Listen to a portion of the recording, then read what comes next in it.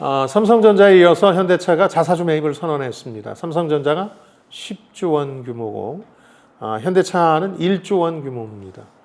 어느 경우나 자사주 매입을 주주가치 환원 혹은 주가 레벨업 이런 걸로 설명을 하죠. 한마디로 주가가 너무 빠져서 투자자를 의식한 조치다 이렇게 포장하는 건데, 그러나 이 각 회사의 사정은 판이합니다. 우리나라를 대표하는 두 회사 혹은 그룹의 중추기업 상황을 한번 들여다보시면 지배구조 현황뿐만 아니라 미래가치 전망에 도움이 됩니다. 공통점이 있습니다. 올해 두 기업 모두 주가가 크게 떨어진 상황이죠. 삼성전자는 올해 들어 한 30%가량 빠졌고, 현대차도 이 30만 원 가까웠던 최고가 대비 한 25%가량 하락했습니다. 삼성전자는 주가가 4만 원대로 빠졌을 때, 이른바 바닥을 쳤을 때 10조 원 자사주 매입과 또 내년 3월까지 이 중 3조 원의 자사주 소각을 발표했습니다. 현대차는 지난 11월 27일에 1조 원대 자사주 매입을 발표를 했죠.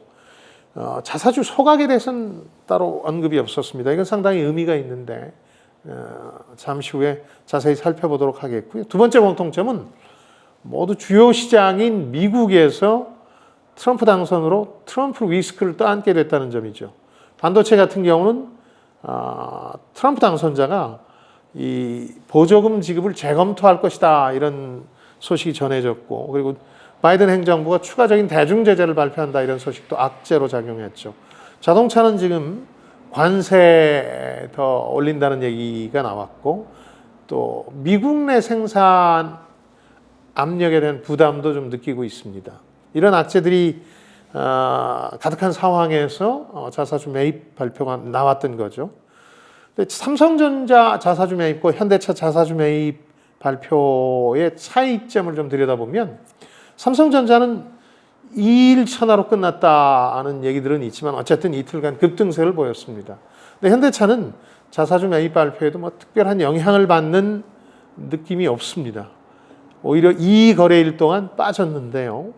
그러니까 삼성전자의 경우는 자사주 매입과 소각의 동기에 대한 의심, 또 수급에 대한 전망 이런 것들이 이 효과를 단기간에 그치게 하는 장애물로 작용했습니다. 그러니까 상속세 마련 위해서 이 일가가 맡겨둔 삼성전자 주식담보가치가 떨어지다 보니까 이걸 채우려고 주가를 부양하려 했다는 점에 대한 지적도 있었고, 또 자사주 매입과 소각으로 최대 주주인 삼성생명 지분율이 높아질 텐데, 그렇게 되면 10% 이상 금융계열사가 가질 수 없다 이런 룰에 따라서 삼성화재나 삼성생명 지분이 장기적으로 매물로 나올 수밖에 없는 거 아니냐 이런 우려도 제기됐습니다. 근데 현대차는 상대적으로 이 규모가 떨어지는 자사주 매입도 매입입니다만 몇 가지 다른 이유로 투자자들한테 강한 인상을 주질 못했습니다. 우선 매입 규모를 좀 들여다보면 10조 원대 1조 원이니까 차이가 엄청나게 큰 것 같은데 그렇지는 않습니다. 왜냐하면 두 회사 시가총액 차이가 8배쯤 되기 때문에 엄청나게 차이가 벌어지는 건 아니죠. 두 번째, 그보다 더 이 삼성에 비해서 현대차 자사주 매입이 강한 인상을 주지 못했던 이유가 소각에 대한 공식 언급이 없었다는 거죠. 자사주 매입이 소각으로 이어지지 않으면 최대 주주 외의 지분율에 큰 변화는 없습니다. 오히려 주가가 뛸만 하면 회사가 자사주를 다시 내놓아서 이게 매물 부담으로 작용하기도 합니다. 미국 기업들 주주 친화적 정책은 대개 매입과 소각을 의미하는데, 우리는 주가 떨어졌을 때 매입했다가 나중에 되팔아서 챙기는 전례도 많습니다. 마지막으로 이런 조치들이 현대차 지배구조에 미칠 영향은 조금 복잡합니다. 삼성의 경우는 어쨌든 사법 리스크를 떠안았지만 이 삼성물산과 제일모직의 합병으로 승계 과정이 어느 정도 마무리가 됐는데, 현대기아차 그룹은 정몽구 명예회장에서 정의선 회장으로 경영권 자체는 넘겨줬습니다만 아직 지배구조가 정리가 안 된 상태입니다. 한때 삼성처럼 현대차도 합병으로 이 문제를 풀려고 한 적이 있었죠. 2018년 이 순환 출자 구조의 핵심적인 기업들이었던 현대모비스 그리고 현대글로비스 합병을 통해서 이 문제를 돌파하려고 했는데, 당시에 외국인 투자자들이 반대를 한 데다가 삼성의 전례를 의식하지 않을 수가 없었죠. 이 투자자들의 반대라든가 여론 악화 이런 것들을 의식하지 않을 수가 없어서 철회했습니다. 그 후에도 이 현대차그룹 지배구조 개편이라는 이름으로 각종 시나리오들이 등장하고 이게 주식시장에서 관련 회사들 주가를 떠들썩하게 만드는 경우가 있습니다. 올해 6월에도 한때 있었죠. 현대모비스 등이 같은 시나리오로 주가가 뛴 적이 있었습니다. 그러나 지금은 무리하기 힘든 분위기이고 또 현대차그룹에서도 시간을 두고 천천히 한다 뭐 이런 정도로 좀 느긋해진 것 같습니다.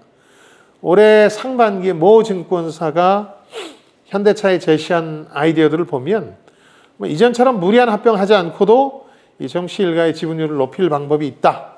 이런 주장을 제기했는데요. 그게 바로 자사주, 배당, 그리고 새롭게 인수한 미래 로봇 기업이죠. 보스턴 다이나믹스 이런 것들입니다. 그러니까 자사주 매입과 배당을 통해서 정의선 회장의 지분율을 높이고 그 과정에서 보스턴 다이나믹스라는 미래 기업도 현대 계열사들의 투자를 받으면서 일정한 역할을 할 수 있을 것이다 이런 전망이었는데요. 다만 이제 언젠가 정몽구 명예회장이 수명을 다할 테고 이때 그 지분을 상속받게 되면 수조 원대의 상속세를 감당해야 되는 문제는 여전합니다. 근데 최근에 현대자동차 그룹 분위기가 좋지 않습니까? 글로벌 자동차 시장에서 3위로 올라섰고 2위인 도요타를 노리는 입장이다 보니까 엄청난 자신감을 바탕으로 해서 주가 자체를 레벨업 시키고 이걸 바탕으로 해서 상속세와 승계 문제를 좀 해결한다 이런 계산이 아닌가 이렇게 추론해 볼 수 있습니다. 이번 현대차 자사주 매입은 그런 점에서는 삼성전자와는 상당 부분 차이가 있다고 해야 되겠습니다. 지금까지 김방희였습니다. 저는 여러분들의 성공을 응원합니다. 좋아요, 댓글, 구독 잊지 마시고요. 고맙습니다.